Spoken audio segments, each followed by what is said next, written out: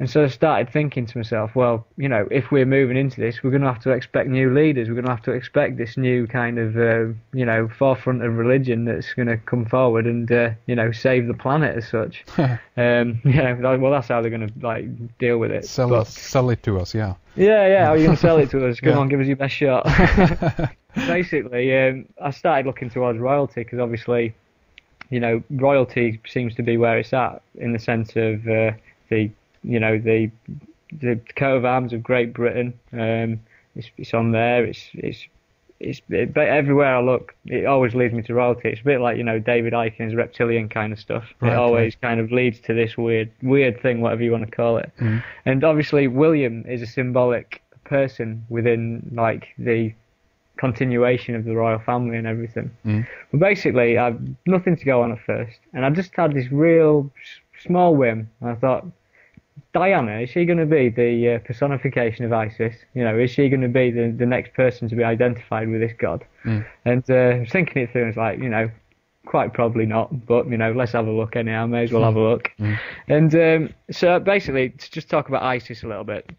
Isis is a moon goddess, symbolised by the moon, and she can be identified with the Greek god Artemis, she can be identified with the Roman god Diana, and the angel Gabriel, which is the Holy Ghost. And she's always the third in the Trinity. You know, she's the apex of the pyramid. Yeah. She's the all-seeing eye, and this is correlated because if you watch, for instance, the film Constantine with Keanu Reeves, I only watched this the other week, but there's a scene in there where there's a particular actor who plays the angel Gabriel, and Keanu Reeves walks up to her. And he says, "What have you been seeing with your all-seeing eye of late?"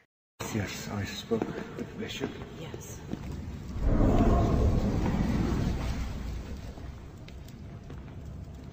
I know what you want, son.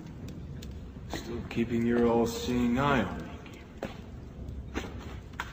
I'm flattered. Right. No one would pick up on that unless you knew what, you know, if you read this stuff, but it was there. Yeah. You know, there was obviously the connection between the all-seeing eye and the angel Gabriel. Yeah. So, out comes Google, as it does, and I started doing a search for Princess Diana and Isis. So the first thing I stumbled across, Princess Diana's perfume, her official perfume, is called Isis. So it's like quite a good connection for a start. She's only got one official perfume and it's called Isis.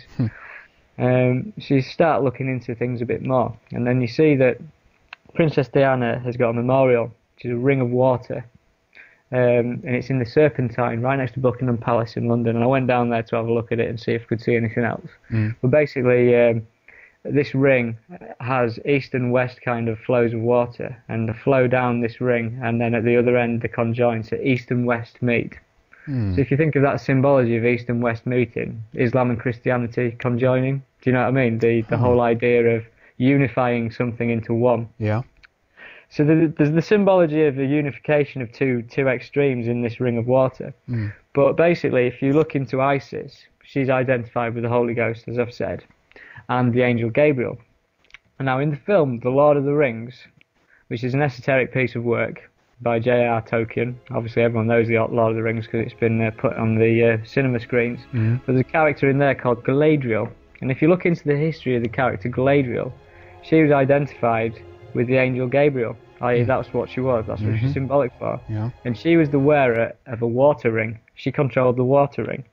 So obviously you've got Princess Diana, water ring memorial, where east and west meet, combined with the angel Gabriel and Lord of the Rings, or Galadriel being the water ring bearer. So you've got this symbolic figure and this symbolic, you know, this symbolism running throughout. So moving on to the next thing, how else can I identify Diana with Isis? And so you start looking at the Pont d'Alma, where she died, where she had a horrific car crash. Obviously there's stuff on the internet already that insinuates that the Pont d'Alma was a pagan sacrificial site.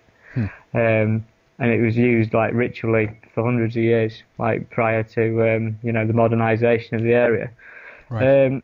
Outside of the tunnel, we have a Flame of Liberty, which is in tribute to Diana's passing.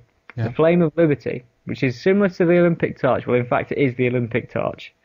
But if you think about the Flame of Liberty, and then you think to the Statue of Liberty in New York, the Statue of Liberty, I mean, Graham Hancock and Robert Bauval will all state that the Statue of Liberty in New York is symbolic for ISIS. And outside where Diana died, you've got this, Flame of Liberty statue, if you want to call it that. Yeah. And again, if you go back to the Secret Teachings of All Ages by Manly P. Hall, ISIS carries with her the sacred fire religiously preserved and kept burning in a special temple by the Vestal Virgin. The fire is genuine, immortal flame of ISIS.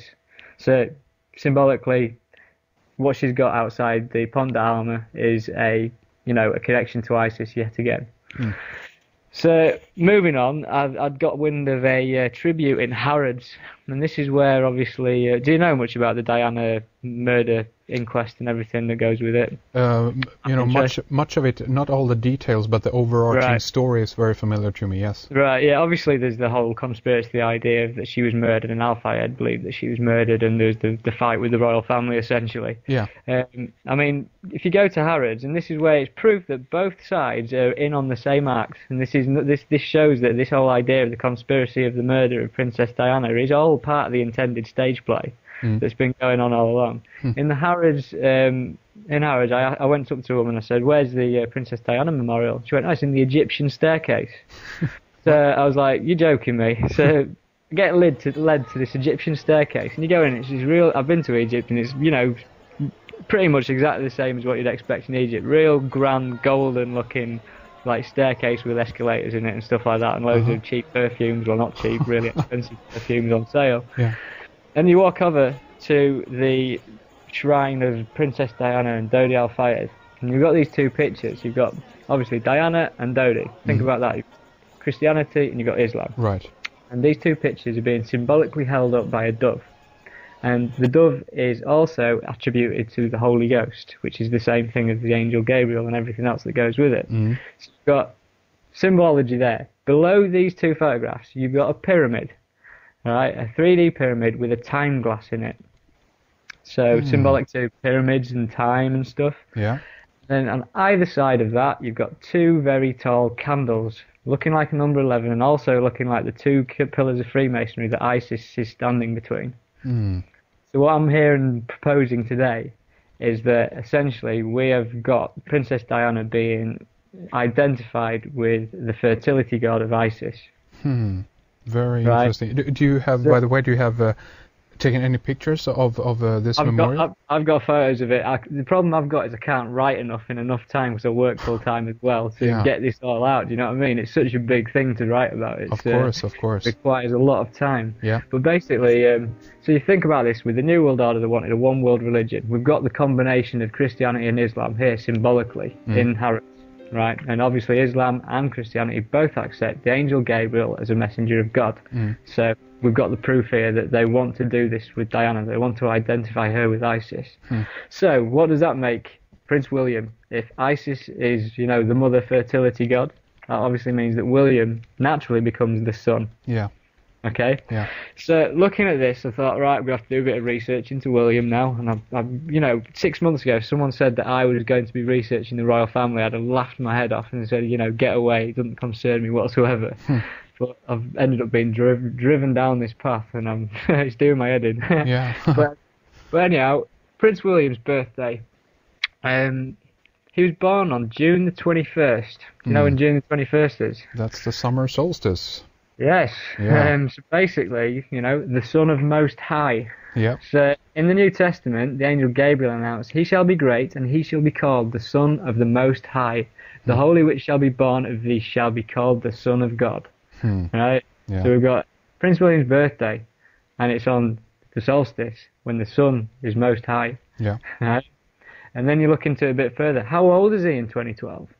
Probably 33, right? No, he's 30 years old. 30 years old, okay, yeah. Connection here. Jesus began his ministry at age 30. There you go, okay. Right? Yeah. So you can't get away from this. It's all over these people. Yeah. You know what I mean? Yeah. And so, symbolically, 30 years old, William's birthday, symbolically can be seen as an XXX in Roman numerology. That's right, yeah. And it just so happens that the Olympics 2012 is XXX. So it's the same Olympiad. Exactly. It's the what does it be? The 30th games, Summer Olympic Games, XXX. Yeah. So, right, then you start thinking, you know what I was saying about, for instance, symbology and stuff like that, and you've got McDonald's, and you've got Starbucks, and you've got Schweppes, all like essentially occult symbology that's, when people are buying into these things, they're subconsciously buying into this messianic event, as I've stated before.